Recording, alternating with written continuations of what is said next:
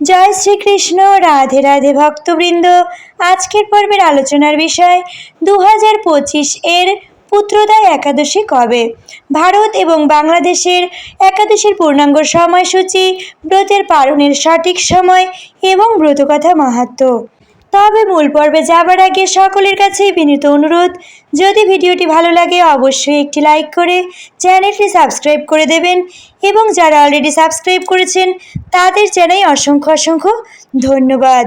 একাদশী তিথি শুরু হবে 18 শ্রাবণ 1432, 4 আগস্ট 2025 সোমবার দিবা 10টা 37 ভারতীয় সময় অনুযায়ী সোমবার 10টা 7 একাদশী তিথি শেষ হবে 19 শ্রাবণ 1432, 5 আগস্ট 2025 মঙ্গলবার দিবা 12টা 13 ভারতীয় সময় অনুযায়ী মঙ্গলবার 11টা 43 একাদশী ব্রতের উপবাস করতে হবে 19 শ্রাবণ 1432, 5 আগস্ট 2025 মঙ্গলবার। এই দিনেই গোস্বামী ও নিম্বার্ক মতে একাদশী ব্রতের উপবাস পালন করতে হবে। একাদশী ব্রতের পালন করতে হবে 20 শ্রাবণ 1432, 6 আগস্ট 2025 বুধবার 10টা 2 মধ্যে ভারতীয় সময় অনুযায়ী বুধবার 9টা 32 মধ্যে। এবার পাঠ করছি পুত্রদা একাদশী ব্রত কথা, যা শুধুমাত্র শ্রবণেই বাজপেয় যজ্ঞের ফল লাভ হয়। পবিত্রা রোপণী একাদশী বা পুত্রদা একাদশী ব্রত মাহাত্ম্য। একদিন মহারাজ যুধিষ্ঠির ভগবান শ্রীকৃষ্ণকে জিজ্ঞাসা করলেন, হে প্রভু, শ্রাবণ মাসের শুক্লপক্ষের একাদশীর নাম কি, তা কৃপা করে আমাকে বলুন।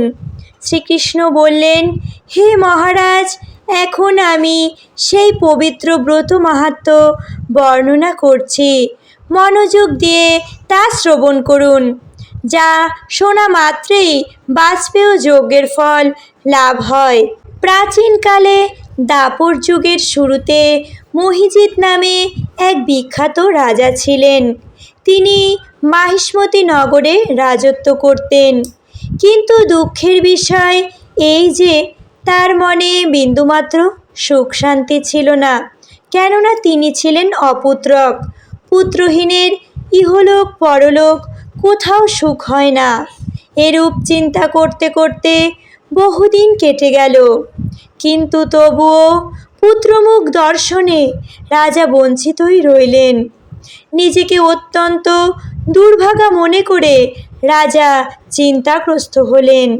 প্রজাদের সামনে গিয়ে বলতে লাগলেন, হে প্রজাবৃন্দ, তোমরা শোনো, আমি এ জন্মে তো কোনো পাপ কাজ করিনি, অন্যায়ভাবে আমার রাজকোষ বৃদ্ধি করিনি, ব্রাহ্মণ বা দেবতাদের সম্পদ কখনো গ্রহণ করিনি, উপরন্তু প্রজাদের পুত্রের মতো পালন করেছি, ধর্ম অনুযায়ী পৃথিবী শাসন করেছি, দুষ্টদের যথানুরূপ দণ্ড দিয়েছি, সজ্জন ব্যক্তিদের যথাযোগ্য সম্মান করতেও কখনো অবহেলা করিনি।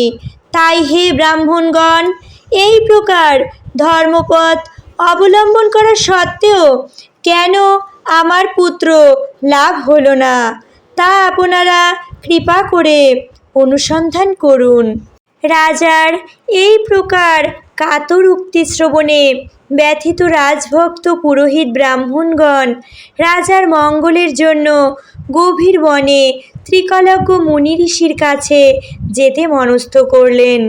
বনের মধ্যে ঋষিদের আশ্রম সকল দেখতে দেখতে তারা এক মুনির সন্ধান পেলেন।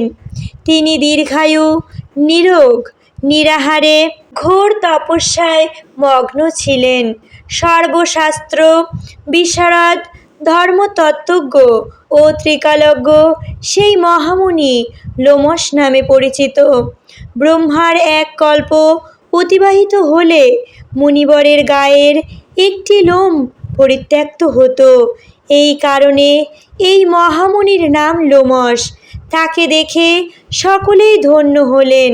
তারা পরস্পর বলতে লাগলেন যে আমাদের বহু জন্মের সৌভাগ্যের ফলে আজ আমরা এই মুনিবরের সাক্ষাৎ লাভ করলাম। তারপর ঋষিবর তাদের সম্বোধন করে বললেন, কী কারণে আপনারা এখানে এসেছেন এবং কেনই বা আমার এত প্রশংসা করছেন তা স্পষ্ট করে বলুন। আপনাদের যাতে মঙ্গল হয় আমি নিশ্চয়ই তার চেষ্টা করব। ব্রাহ্মণেরা বললেন, হে ঋষিবর, আমরা যে উদ্দেশ্যে এখানে এসেছি আপনি তা কৃপা করে শুনুন। এ পৃথিবীতে আপনার মতো শ্রেষ্ঠ ব্যক্তি আর কোথাও নেই। মহিজিৎ নামে এক রাজা নিঃসন্তান হওয়ায় অতি দুঃখে দিন যাপন করছে। আমরা তার প্রজা। তিনি আমাদেরকে পুত্রের মতো পালন করেন, কিন্তু তিনি পুত্রহীন বলে আমরাও সবাই মর্মাহত। তার দুঃখ দূর করতে আমরা এই বনে প্রবেশ করেছি। হে ব্রাহ্মণ শ্রেষ্ঠ, রাজা যাতে পুত্রের মুখ দর্শন করতে পারে কৃপা করে তার কোনো উপায় আমাদের বলুন। তাদের কথা শুনে মুনিবর ধ্যানমগ্ন হলেন। কিছু সময় পরে রাজার পুনর্জন্ম বৃত্তান্ত বলতে লাগলেন। এই রাজা পূর্বজন্মে এক দরিদ্র বৈশ্য ছিলেন। একবার তিনি একটি অন্যায় কার্য করে ফেলেন। ব্যবসা করিবার জন্য তিনি এক গ্রাম থেকে অন্য গ্রামে যাতায়াত করতেন। এক সময় জ্যৈষ্ঠ মাসের শুক্লপক্ষের দশমীর দিনে কোথাও যাওয়ার পথে তিনি অত্যন্ত তৃষ্ণার্ত হয়ে পড়েন। গ্রাম প্রান্তে একটি জলাশয় তিনি দেখতে পান। সেখানে জল পানের জন্য যান। একটি গাভী ও তার বাছুর সেখানে জল পান করছিল। তাদেরকে তাড়িয়ে দিয়ে তিনি নিজেই জল পান করতে লাগলেন। এই পাপকর্মের ফলে তিনি পুত্র সুখে বঞ্চিত হয়েছেন, কিন্তু পুনর্জন্মের কোনো পুণ্যের ফলে তিনি এই রকম নিষ্কণ্টক রাজ্য লাভ করেছেন। হে মুনিবর, শাস্ত্রে আছে যে পুণ্যের দ্বারা পাপ ক্ষয় হয়। তাই আপনি এমন একটি পুণ্যব্রতের উপদেশ করুন যাতে তার পাপ দূর হয় এবং আপনার অনুগ্রহে তিনি পুত্র সন্তান লাভ করতে পারেন। লোমশ মুনি বললেন, শ্রাবণ মাসের শুক্লপক্ষের পবিত্রারোপণী একাদশী ব্রত অভীষ্ট ফল প্রদান করে। আপনারা যথাবিধি তা সকলে পালন করুন। লোমশ মুনির উপদেশ শুনে আনন্দ চিত্তে গৃহে প্রত্যাবর্তন করে তারা রাজাকে সে সকল কথা জানালেন।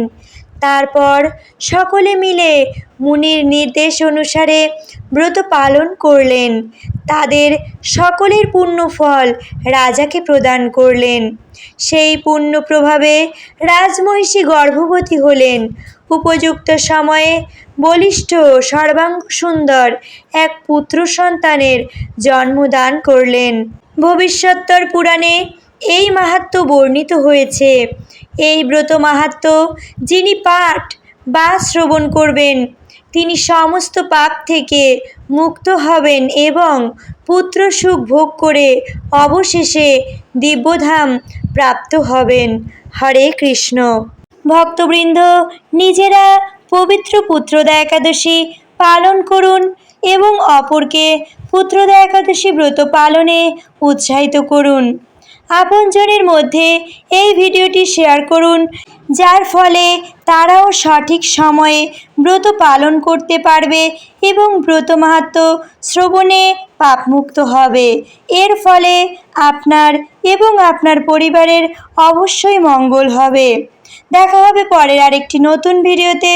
তত সময় পর্যন্ত সকলেই করুণাময় ঈশ্বরের কৃপায় ভালো থাকুন, সুস্থ থাকুন। হরে কৃষ্ণ।